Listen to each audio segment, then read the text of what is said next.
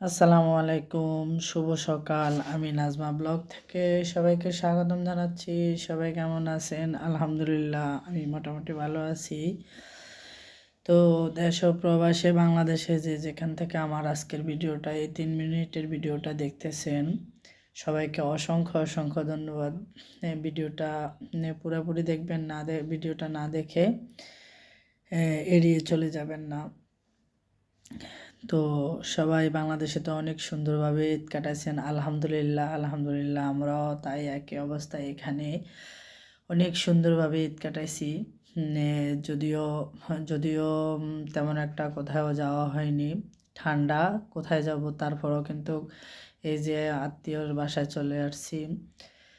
তো সবাই অবশ্যই ভালো আছেন ইনশাল্লাহ। আমরাও আলহামদুলিল্লাহ মোটামুটি ভালো। শীত একটু কমে গেছে, যাক দুজন বের হয়ে